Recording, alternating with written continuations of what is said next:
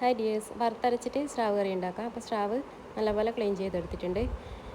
വെളിച്ചെണ്ണയിൽ കുറച്ച് തേങ്ങയും ഒരു കഷ്ണം ഉള്ളി, വെളുത്തുള്ളി, പിന്നെ കുറച്ച് ജീരകം കൂടെ ചേർത്തിട്ട് നല്ലപോലെ വറുത്തെടുക്കുന്നുണ്ട്. കളറ് മാറി വരുന്ന സമയത്ത് അതിൽ മഞ്ഞൾപ്പൊടി, മുളക് പൊടി, കുരുമുളക് പൊടി, പിന്നെ മല്ലിപ്പൊടി ഇട്ടിട്ട് നല്ലപോലെ ഒന്ന് മൂപ്പിച്ചെടുക്കാം. അതിന് ശേഷം തീ ഓഫ് ചെയ്യുന്നുണ്ട്. ചട്ടിയിൽ കുറച്ച് വെളിച്ചെണ്ണ ഒഴിച്ചിട്ട് ഉലുവ പൊട്ടിക്കുന്നുണ്ട്. ഇനി അതിൽ ഇഞ്ചി, വെളുത്തുള്ളി, പച്ചമുളക് ഇട്ടിട്ട് ഒന്ന് വഴറ്റുന്നുണ്ട്.